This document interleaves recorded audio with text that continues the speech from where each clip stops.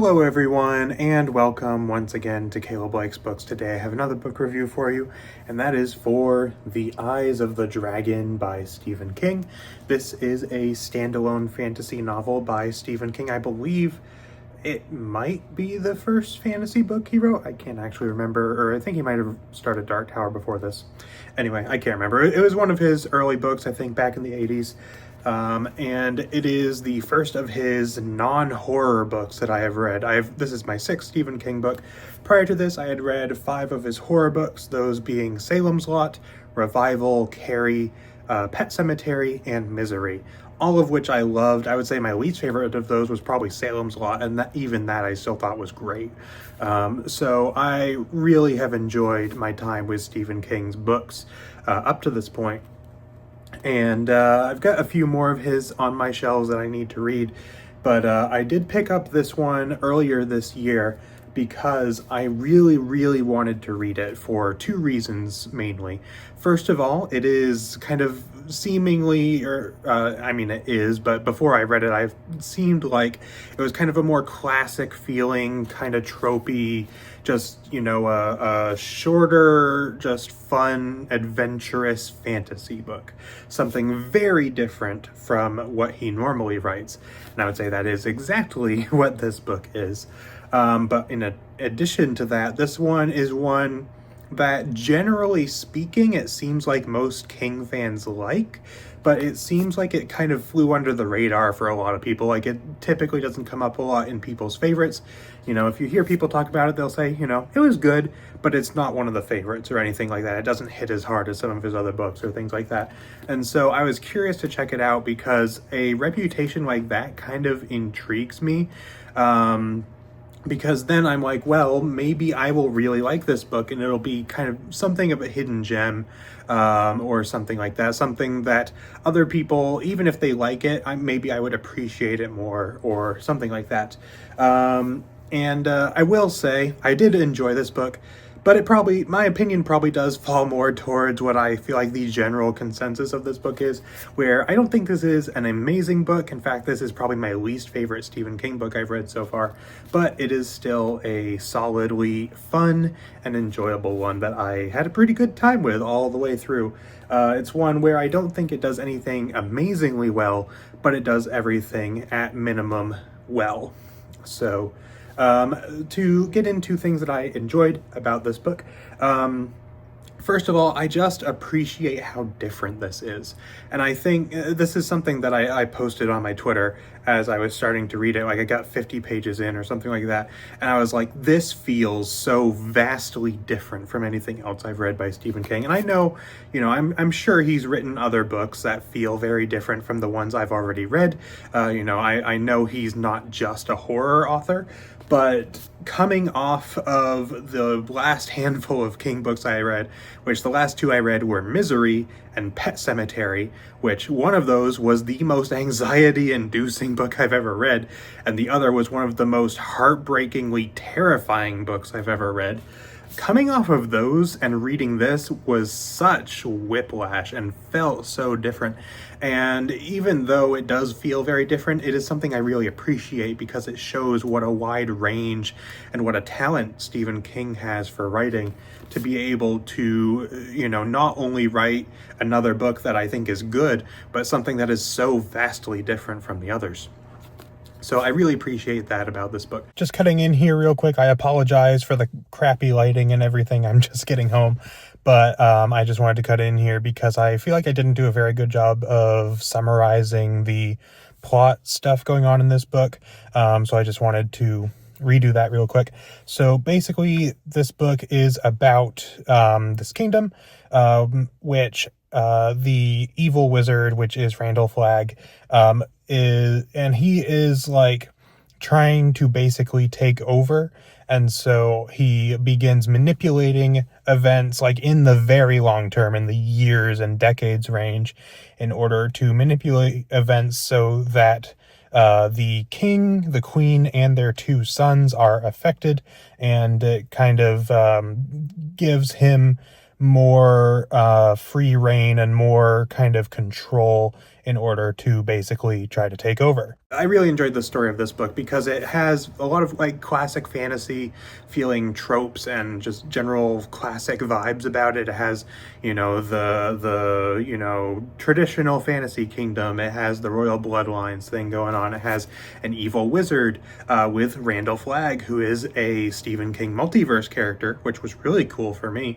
I didn't know that he showed up in this book. I had heard of him before. I haven't read anything else that he's in, but I thought that was really cool. I thought, that was fun to realize that this book technically does tie into the multiverse.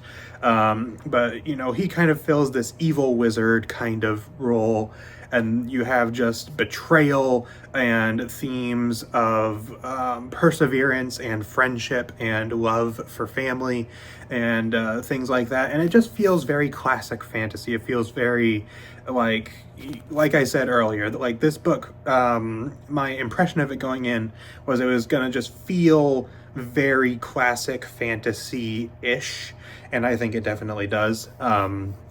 And it still feels very much like Stephen King in terms of the way that he goes about the story, like still very small scale, still very character focused, but kind of set in a completely different setting and things like that. So I really enjoyed the story of this book. I think it was very well done.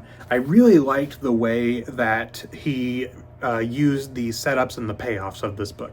There are things towards the end of this book that come in that bring lots or show the significance of things early in the book that are brought in, and I read them and I was like, oh, that's just kind of a nice character thing for these characters, like it shows something about who they are.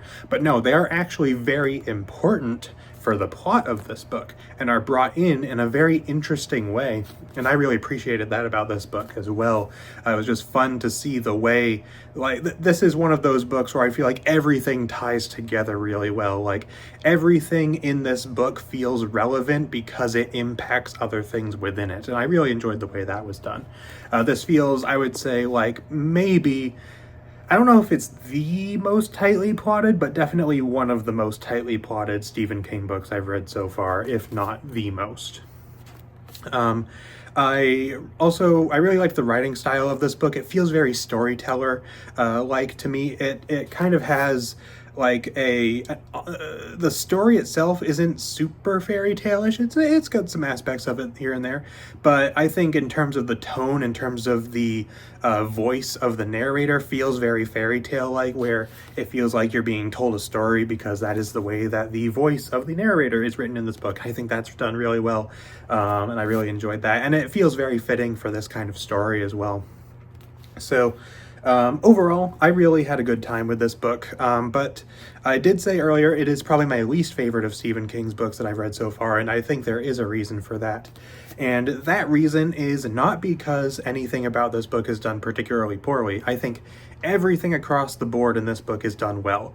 However, I only think it's done well. I don't think it's done amazingly.